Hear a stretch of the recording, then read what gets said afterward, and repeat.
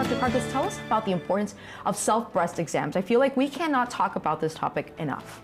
So it is actually a really important conversation because most of the screening guideline organizations that make these guidelines do not recommend self-breast exams, but most clinicians actually do, because we know that patients feel something different. Right. Why is that divide? Why wouldn't they recommend? Because guidelines need to result in some type of lifetime overall survival outcome. Okay. And we don't always see that, and it's a very hard thing to judge.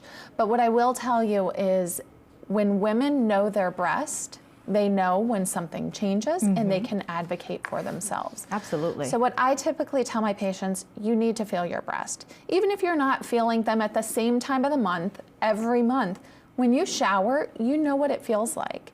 And it's really important to see, do you have a mass? Is it growing? Is it persistently growing? Do you have skin changes? Is your nipple inverted? Are there any skin coloration changes? All of those are important evaluations to know, could this potentially be a cancer? Now, if you have dense breasts, as we were talking about in the first segment, how would you be able to not think that it's a mass? So that is difficult because young women tend to have lumpy breasts. Right. So if you feel a lump, you need to know, is it different? Is it different than it's always been? Is it growing? I really think, particularly in my practice, because I have a very young practice, I have a lot of women that are less than 40 years old diagnosed with breast cancer. So they don't even meet the guideline criteria for screening at that point.